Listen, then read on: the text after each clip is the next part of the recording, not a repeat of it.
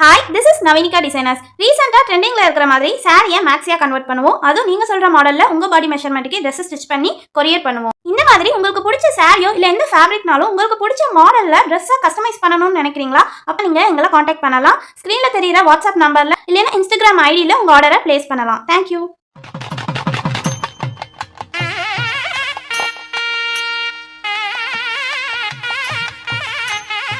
ஓம் விக்னேஸ்வரா போற்றி, ஓம் நவக்கரநர்களை போற்றி. கடகராசி நேர்களுக்கு வணக்கம்.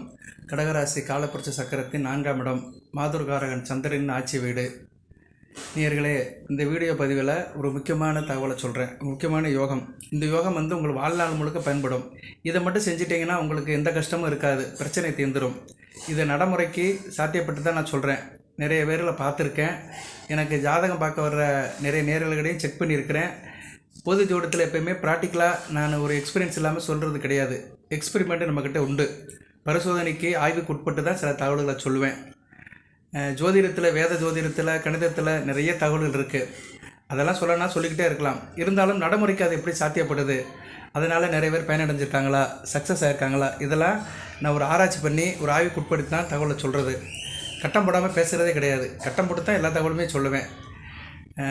ஏன்னா போதிஜோட வீடியோ பார்க்குறவங்களுக்கு தெரியும், ப்ரூஃப் இருக்கும், எவிடன்ஸ் இருக்கும். இப்போ இந்த வீடியோ பதிவில் வீடியோ தலைப்பை சொல்கிறதுக்கு முன்னாடி ஒரு காரணத்தை சொல்லிடுறேன். நான் கடகராசியில் இப்போ அஷ்டமச்சனி ராசிக்கு நடக்கு. நீங்கள் லக்கணத்தில் பிறந்திருப்பீங்க, தசாபத்தியோ நடக்கும். எல்லாத்துக்குமா கஷ்டப்படுறீங்கன்னா இல்லை. சில பேர் நல்லா இருக்கிறாங்க, இல்லைன்னு சொல்ல முடியாது. கடகராசியில் பிறந்த எல்லாருமே ஒட்டுமொத்தமாக சரியில்லைன்னு சொல்ல முடியாது. ஆனால் சிலருக்கு பிரச்சனை இருக்குது, அஷ்டமச்சனி தாக்கம் இருக்குது. அது சனி பகவானுடைய ஆதிக்கம் அதிகமாக இருக்கும். அவங்க ஜனன ஜாதகத்திலே சனி பகவான் 2, 4, 7, 8, 12 பிறந்தார்னா கண்டிப்பாக அந்த ஆதிக்கத்தை கொடுப்பாரு. அது மாறாத விதி. அதாவது உங்கள் ராசிக்கு 2, 4, 7, 8, 12 சனி பகவான் இருந்தார்னா தாக்கத்தை கொடுப்பாரு. இப்போ அது ஒரு பக்கம் இருந்தாலுமே நீங்கள் ஜாதகத்தில் உங்கள் ஜென்ம ராசியில் சந்திரனுக்கும் சூரியனுக்கும் ஒரு தொடர்பு இருக்குது. இந்த சந்திரன் சூரியன் முக்கியமான கிரகம். இந்த பிரபஞ்சத்துக்கு ஒளியை தருகின்ற கிரகம். இந்த பிரபஞ்சத்திலேருந்து பார்க்குற கிரகங்கள் 2 தான். ஒளி கிரகங்கள் சூரியனும் சந்திரனும் தான். அந்த கிரகங்கள் தான் ரொம்ப முதன்மையாக இருக்குது. ஏன்னா எல்லா கிரகங்களுக்குமே ஒளியை கொடுக்குறவர் சூரியன் தான் அந்த ஒளியை எல்லாத்துக்குமே கொடுக்குறாரு. அந்த சூரியன்கிட்டேருந்து வாங்குகிற ஒளியை வச்சு தான் எல்லா கிரகங்களுமே ஒளியை கொடுக்குது இந்த பிரபஞ்சத்துக்கு. நவ கிரகங்களுமே சூரியன்கிட்டேருந்து ஒளி வாங்கி தான் பிரபஞ்சத்துக்கு ஒளியை கொடுக்குது. அதில் எந்த மாற்றுக்கருத்தும் கிடையாது. சந்திரனும் அவர்கிட்டருந்து வாங்கி ஒளியை கொடுக்குறாரு, இரவலை கொடுக்குறாரு. சந்திரனுக்கு 2 நிலைப்பாடு இருக்குது. அமாவாசை சந்திரன், பௌர்ணமி சந்திரன். அமாவாசைக்கு மேலே ஒளி பொருந்திய சந்திரனை மாறுவார். பௌர்ணமிக்கு பின்னாடி அவர் அவருடைய ஒளி குறைஞ்சிட்டே போகும். இதை திதின்னு சொல்லுவாங்க. சரியா? சூரியனுக்கும் சந்திரனுக்கு இடைப்பட்டது திதி. அந்த திதிங்கிறது ஒரு 14 திதி இருக்குது. அமாவாசை பௌர்ணமி சேர்க்காம 14 திதி இருக்குது. அந்த திதி ஒவ்வொரு திதியும் உங்களுக்கு தெரியும். பிரதமை, துதியை, திருதியை, சதுர்த்தி, பஞ்சமி இப்படியே போய் கடைசியில் சதுர்த்தியில் போய் முடியும். சரியா? அதுக்கடுத்து அமாவாசை. நாளைக்கு அமாவாசை. நாளைக்கு 2/9/2024 ஆவணி 16 திங்கக்கிழமை அமாவாசை. ஆவணி மாதம் அமாவாசை வருது. இப்போ இந்த திதிகள் ஒரு பக்கம் இருந்தாலுமே இந்த திதிகள் படி சில அமைப்பில் பிறந்தவங்களுக்கு சில யோகம் வருது. அதில் முக்கியமான யோகம் 3 யோகங்கள் நிறையா இருக்குது. ஒரு 300 யோகம் இருக்குது. யோகம்னா என்ன சார் அப்படின்னு அர்த்தம்னா, 2 கிரகங்கள் சேருறது யோகம்தான். கிரகங்கள் தங்களுக்குள்ள தொடர்பை ஏற்படுத்திக்கிறது யோகம்தான். ஸோ கிரக தொடர்பு, சேர்க்கை எல்லாமே யோகம்தான். அதில் நல்ல யோகமும் இருக்குது, கெட்ட யோகமும் இருக்குது. யோகம்னாலே நல்லதுன்னு நினச்சிடக்கூடாது. சில யோகங்கள் தோஷத்தையும் கொடுக்கும். சரியா? செவ்வாய் ராகு சேர்ந்தால் யோகம்தான். ஆனால் அது கெட்ட யோகம், கெட்ட தோஷத்தை கொடுத்துரும், சகோதர தோஷத்தை கொடுத்துரும். ஓகே, இது உதாரணத்துக்கு சொன்னேன். அது மாதிரி நீங்கள் இப்போ யோகம் அப்படி பார்க்கும்போது உங்கள் ஜனன ஜாதகத்தில் சந்திரனுக்கும் சூரியனுக்கும் உள்ள தொடர்பில் ஒரு யோகம் வருது. அது அதம யோகம். அதம யோகம்னா என்ன சார்? அதுன்னா அதமனால என்ன ஆகாதுன்னு அர்த்தம். தர்மம், அதர்மம். அதுமாதிரி அதமனாலே அந்த யோகம் கெட்ட யோகம்னு அர்த்தம். இந்த யோகத்தில் பிறந்தவங்களுக்கு பொதுவாகவே வாழ்நாள் முழுக்க கஷ்டம் இருந்துட்டு தான் இருக்கும். அஷ்டமச்சனியில் இருக்கோ, இல்லைன்னா வேறு எந்த சனி திசை நடக்குதோ, வேறு எந்த தசாபுத்தி நடக்குதோ, லக்கண ரீதியாக என்ன நடந்தாலுமே இவங்களுக்கு எதுவுமே நல்லபடியாக முடியாது. ஒரு அபிவிருத்தியே இருக்காது. வாழ்க்கையில் ஒரு முன்னேற்றமே இருக்காது. எல்லாமே தடைப்பட்டுகிட்டே தான் இருக்கும். காரிய அனுகூலமே இருக்காது. அதுக்கு அவங்க ஜனன ஜாதகத்தில் 2 தோஷம் இருக்கும். பித்ரு தோஷம், மாத்ரு தோஷம். தகப்பன் வழியில் தோஷம் இருக்கும், தாய் வழியில் தோஷம் இருக்கும். அப்படி தோஷத்தோடு பிறந்தவங்க சில குறிப்பிட்ட அமைப்பில் பிறப்பாங்க. அப்படி என்ன அமைப்பில் சார் பிறப்பாங்க அப்படின்னு பார்த்தோம்னா அதுதான் அதம யோகம். இந்த வீடியோ பதிவில் நான் 3 விதமான யோகத்தை சொல்ல போகிறேன். இந்த 3 விதமான யோகத்தையும் சொல்லிட்டு அது பரிகாரத்தையும் சொல்ல போகிறேன். அதை செஞ்சிட்டிங்கன்னா உங்களுக்கு எந்த பிரச்சனையும் இருக்காது. எந்த பிரச்சனையும் இருக்காதுன்னா எப்படின்னா, எல்லாமே டக்குன்னு உங்களை விட்டு ஒரே நாள் ஓடி போகாது. நம்ம செய்ய செய்ய செய்ய நமக்கு வந்து ஒரு பாசிட்டிவ் ஆப்ரேஷன் கிடைக்கும். நமக்கு வந்து நம்மளை சுற்றி நல்லது நடக்கும். குடும்பத்தில் நல்லது நடக்கும், தொழிலில் நல்லது நடக்கும், வியாபாரத்தில் நல்லது நடக்கும். ஒன் பை ஒன்னாக தான் நடக்கும். சரியா? எல்லாருக்கும் ஒரு ஆசை, நான் ஒரு நாள் தான் சாமி கும்பிடுவேன், மறுநாள் நான் பெரிய கோடீஸ்வரன் ஆகணும்னா ஆகவே முடியாது. தொடர்ந்து செய்யணும். ஓகே, நம்ம அதுக்குள்ளே போக வேண்டாம், சப்ஜெக்ட்டுக்கு வந்துடுவோம். இந்த அதம யோகம் சூரியனுக்கும் சந்திரனுக்கும் உள்ள தொடர்பு எப்படின்னா, சந்திரன் உங்கள் ராசியில் தான் இருப்பார், கடக ராசியில் இருப்பார். புனர்பூசம் 4ஆம் பாதமோ பூசமோ ஆயில்யமோ ஏதோ ஒரு நட்சத்திர பாதத்தில் இருப்பார். அப்படி இருக்க பிறந்தவங்க தான் கடகராசியில் பிறந்திருக்காங்கன்னு அர்த்தம். அப்படி சந்திரன் கடகராசியில் இருக்க சூரியனும் கூட இருந்தாருன்னா அது வந்து அதம யோகம். அதாவது சூரியனுக்கு சந்திரன் 1ஆம் இடத்துலையோ 4ஆம் இடத்துலையோ 7ஆம் இடத்துலையோ 10ஆம் இடத்துலையோ இருந்தால் அதம யோகம். சூரியனிலிருந்து சந்திரன் வந்து 1ஆம் இடம் 4ஆம் இடம் 7ஆம் இடம் 10ஆம் இடம். 1ஆம் இடம்னா 2 பேரும் ஒன்று சேர்ந்து இருக்காங்கன்னு அர்த்தம், ராசியிலே இருக்காங்கன்னு அர்த்தம். அமாவாசை, ஆடி அமாவாசை அன்னைக்கு பிறந்திருக்கீங்கன்னு அர்த்தம். அடுத்து வந்து ஐப்பசி மாதம் பிறந்திருக்கீங்கன்னு அர்த்தம். அமாவாசையெல்லாம் ஐப்பசி மாதத்தில் பிறந்திருக்கிறீங்க. அடுத்து தை மாதம், அடுத்து வந்து சித்திரை மாதம். இந்த மாதத்தில் பிறந்தவங்களுக்குலாம் அதம யோகம் இருக்கும். இந்த வீடியோ பதிவு இதை கேட்குறவங்களுக்கு வந்து நான் சொல்கிற மாதத்தில் பிறந்தவங்க கஷ்டப்படுவாங்க.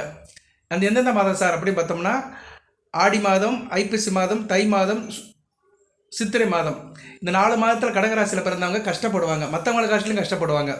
கடகராசியில் மற்றவங்களை காட்டிலையும் கஷ்டப்படுவாங்க.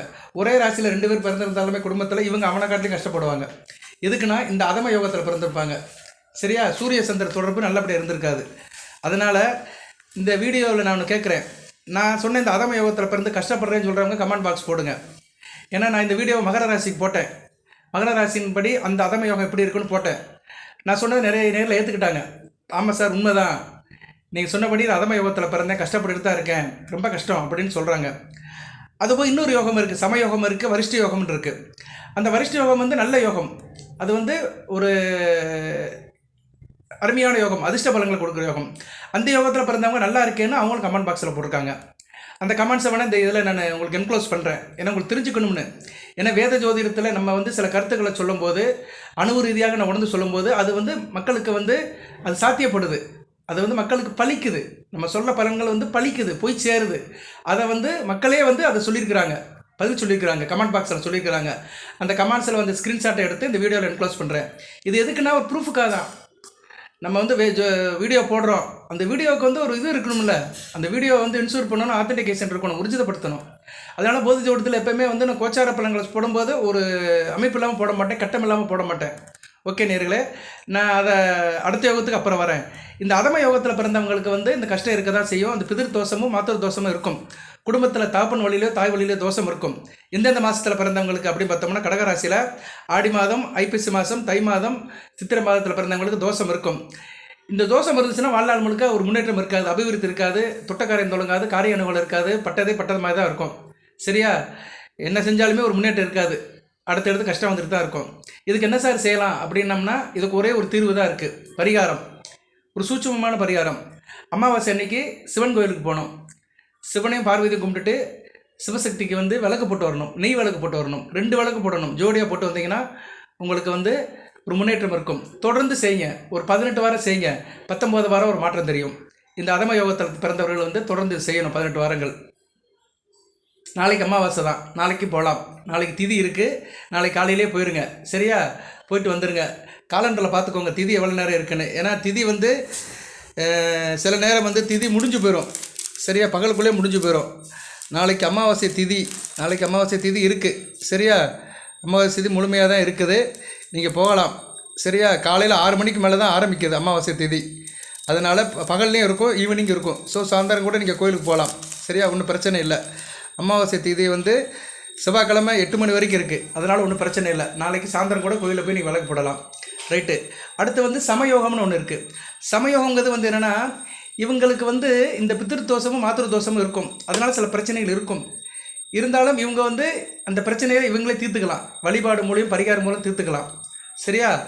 அப்படி எந்தெந்த மாதத்தில் பிறந்திருப்பாங்க அப்படின்னு பார்த்தோம்னா, கடகராசிக்கு அவங்க புரட்டாசி மாதம், மார்கழி மாதம், பங்குனி மாதம், ஆனி மாதம், இந்த மாதத்தில் பிறந்திருப்பாங்க. இந்த மாதத்தில் பிறந்திருந்தாங்கன்னா அவங்களுக்கு வந்து அந்த சமயோகம் இருக்கும். இந்த யோகத்தில் பிறந்தவங்களுக்கு வந்து இவங்க செய்கிற பரிகாரம் வழிபாடுனாலே பிரச்சனை தீர்ந்து போயிடும். அது இந்த பிறவிலேயே அந்த பாவத்தை கழிச்சிருவாங்க. சமயோகத்தில் பிறந்தவங்க கடகராசியில் வந்து புரட்டாசி மாதம், மார்கழி மாதம், பங்குனி மாதம், ஆனி மாதம் பிறந்தவங்களுக்கு அந்த சமயோகம் இருக்கும். இவங்களும் அமாவாசை அன்னைக்கு கோயிலுக்கு போகலாம். கோயிலுக்கு போனாங்கன்னா இருக்கிற பிரச்சனை தீர்ந்து நல்வழி பிறக்கும். நல்ல குடும்பத்தில் நல்ல சூழ்நிலை இருக்கும். அமைதி நிலவும், சந்தோஷ நிலவும், காரிய கனவுகளும் இருக்கும். அதிர்ஷ்டம் கை கொடுக்கும். அமாவாசை அன்னைக்கு சிவன் கோயிலுக்கு போய்ட்டு பார்வதி பரமேஸ்வரனை கும்பிட்டு விளக்கு போட்டு வரலாம். 2 யோகம் சொல்லிட்டேன். அதம யோகம், சமயோகம் எல்லாமே பிதிர் தோஷத்தால் வர்றதுனால, பித்திரு தோஷம் மாத்திரு தோஷத்தால் வர்றது தான். பூர்வ புண்ணிய தொடர்பில் வர்ற தோஷங்கள் தான். ஓகே, அடுத்து வந்து வரிஷ்ட யோகம். வரிஷ்ட யோகம் வந்து 3வது யோகமாக வருது. இதுவும் சூரியன் சந்திரனை சம்மந்தப்பட்டு தான் வருது. ஆனால் இந்த யோகம் வந்து நல்ல யோகங்க. இந்த வரிஷ்ட யோகம் வந்து சூப்பரான யோகம். நான் இந்த வீடியோவுக்கு தலைப்பே வந்து வரிஷ்ட யோகம் தான் போடுவேன். தம்மையில் போடுவேன். அதை பாருங்கள். வாரி வழங்கும் அதிர்ஷ்ட யோகம், வரிஷ்ட யோகம்னு போடுவேன். பாருங்கள். போதி ஜோடத்தில் போடுற வீடியோ வந்து பெரும்பாலும் உங்களுக்கு தனிப்பட்ட முறையில் பிரயோஜனமாக இருக்கும். கோச்சார பலன்கள் சொன்னாலுமே தனிப்பட்ட முறையில் உங்கள் ஜாதக அமைப்பை டச் பண்ணி தான் சொல்லுவேன். நம்ம வீடியோ தொடர்ந்து பார்க்குறவங்களுக்கு நம்ம வீடியோ பார்த்தாலே பாதி பிரச்சனை தீர்ந்து போயிடும். சரியா? வழிபாடுகள், சில கருத்துக்கள், சில சூட்சுமங்கள்லாம் சொல்லுவேன். எல்லாமே வந்து கட்டுறது, கேட்டது, அனுபவமாக உணர்ந்தது தான் சொல்கிறது. ஓகே, இந்த வரிஷ்ட யோகங்கிறது வந்து கடகராசியில் நீங்கள் ஆவணி மாதம், கார்த்திகை மாதம், மாசி மாதம், வைகாசி மாதம் பிறந்தீங்கன்னா உங்களுக்கு இந்த யோகம் இருக்கும். அதாவது சூரியனுக்கு சந்திரன் 3, 6, 9, 12 இருப்பார். சூரியனுக்கு சந்திரன் 3, 6, 9, 12 இருக்கும்போது பிறந்தவர்கள்.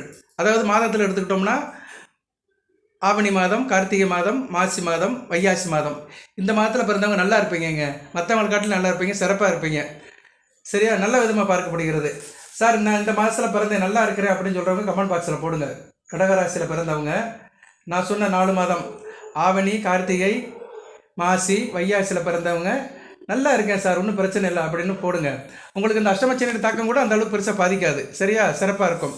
இந்த பிறவியில் பிறந்தவங்க வந்து முற்பிறவியில் செய்த பாவங்கள்லாம் உங்களுக்கு சரியாக போயிடும். இந்த வருஷ யோகம் வந்து நல்ல ஒரு யோகத்தை கொடுக்கும். இந்த யோகத்தில் பிறந்தவங்க வந்து நல்லா இருப்பாங்க. அதுபோக சந்திரன் வந்து குரு பார்வையில் இருக்கணும். சில நேரத்தில் தேய்பிரை சந்திரனாக இருப்பார். இந்த வருஷ யோகத்தில் பிறந்தவங்களுக்கு அந்த சந்திரன் வந்து குரு பார்வையில் இருக்கணும். சுக்கிர பார்வைக்கு வர மாட்டார். ஏன்னா சுக்கிரனும் சூரியனும் அடுத்தடுத்து முன்பின் போயிட்டு இருப்பாங்க. 40 டிகிரிக்குள்ளே தான் சுக்கிரன் இருப்பார். அதனால் குரு பார்வையில் வரணும். குருவுடைய 5, 7, 9 பார்வைக்கு வந்தாருன்னா கூடுதல் சிறப்பாக இருக்கும். தேய்பிரை சந்திரனாக இருந்தாலுமே சந்திரனுக்கு வலு இருக்கும். அதையும் ஒரு பார்க்கணும். அது ஒரு பாயிண்ட்ஸ் இருக்குது. ஓகே, இந்த வருஷ யோகத்தில் பிறந்தவங்களுக்கு வாழ்நாள் முழுக்க நல்லாயிருக்கும். அறிவாற்றலோடு இருப்பாங்க. நல்ல ஒரு குணநலம் இருக்கும். எதுலேயும் ஒழுக்கமாக இருப்பாங்க. ஞாபகத்திறன் அதிகமாக இருக்கும். மிக நுட்பமாக இருப்பாங்க. எந்த ஒரு விஷயத்தையும் ஆராய்ச்சி பார்த்து செய்வாங்க. நல்லா படிச்சிருப்பாங்க. எதுலேயும் ஒரு ஆர்வம் இருக்கும். கல்வி கற்பதில் வந்து பேராவல் இருக்கும். தைரியசாலியாக இருப்பாங்க. மனதுக்கு சரியாகப்பட்டதை டக்குன்னு சொல்லிடுவாங்க. பேச்சாற்றல் இருக்கும். சாகச விரும்பியாளாக இருப்பாங்க. பிறரால் செய்ய முடியாத இவங்க வந்து ரிஸ்க் எடுத்து செஞ்சு பிடிப்பாங்க. சிலருக்கு வந்து நல்ல நண்பர்களுடைய சேர்க்கை இருக்கும். சமுதாயத்தில் பெரிய லெவலுடைய ரீச் ஆகும். பெரிய மனிதர்களோட தொடர்பு இருக்கும். சூழ்நிலை சரியாக இருந்துச்சுன்னா அரசியலில் பெரிய ஆளாயிருவாங்க. தலைவராகி பெரிய பதவிக்கெல்லாம் போவாங்க. மக்கள் செல்வாக்கு இருக்கும். வெகுஜன தொடர்பு இருக்கும். அரசியல் அரசாங்கத்தில் வந்து நல்ல ஒரு லெவலுக்கு ரீச் ஆவாங்க. நல்ல ஒரு பெரிய ஹையஸ்ட் பொசிஷனுக்கு போவாங்க. 35 வயசுக்கு மேலே பெரிய லெவலுக்கு போய் நல்ல ஒரு காரியங்களை செஞ்சு வெற்றி மேல் வெற்றியை குடிப்பாங்க. நல்ல அமைப்புங்க அந்த வருஷ யோகத்தில் பிறந்தவங்க. ஓகே நேயர்களே, 3 யோகம் சொல்லியிருக்கிறேன். இதில் 2 யோகம் சரியில்லை. அதம யோகமும் சமயோகமும். அது எந்தெந்த மாதத்தில் பிறந்தீங்கன்னா அதையும் சொல்லியிருக்கிறேன். அந்தந்த மாதத்தில் பிறந்தவங்க அந்த அமாவாசை அன்னைக்கு சிவசக்தியை வழிபடுங்க. சிவன் கோயிலுக்கு போய். வருஷ யோகத்தில் பிறந்தவங்களுக்கு எந்த பிரச்சனையும் இல்லை. வாய்ப்பு இருந்தால் நீங்களும் வந்து இறைவனை வழிபடலாம். அமாவாசை அன்னைக்கு 6 வேணாலும் சிவன் கோயிலுக்கு போகலாம். சரியா? திதி தர்ப்பணம் கொடுக்குறது வேறு, கோயிலில் போய் சாமியை கும்பிட்றது வேறு. அதனால் அமாவாசை அன்னைக்கு சிவன் கோயிலுக்கு போகிறது மிக சிறப்பு.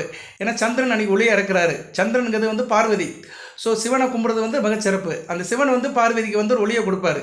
சந்திரனுக்கு ஒரு ஒளியை கொடுப்பாரு. சூரியங்க தான் சிவன்.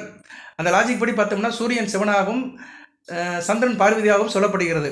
ஸோ அந்த ஒளியிலிருந்து சந்திரன் சூரியன் கூட சேரும்போது அன்று முதல் அவர் வந்து ஒளிச்சந்திரனாக மாறிடுவார். சூரியன் கூட சேர்ந்து ரெஃப்ரெஷ் ஆகி சூரியனுக்கு மறுநாளிலிருந்து அவர் வந்து வறுமை நோக்கி ஆரம்பிச்சிருவார். சரியா? அதில் எல்லாத்துலேயுமே ஒரு காரணம் இருக்குது. அந்த சிவசக்தி ஒன்று சேர தினம்தான் அமாவாசை. அன்றைக்கு 2 பேரையும் தாய் தப்பனை பார்க்குறது நல்ல அமைப்பு தான். எல்லாருக்குமே தாய் தப்பன் வந்து சிவசக்தி தான். நம்மளை படைத்த தெய்வம் நமக்கு அம்மா அப்பா அப்படின்னு சொல்லிட்டோம்னா பாரபட்சமின்றி நமக்கு வந்து பார்வதி பரமேஸ்வரன் தான் நமக்கு அம்மா அப்பா.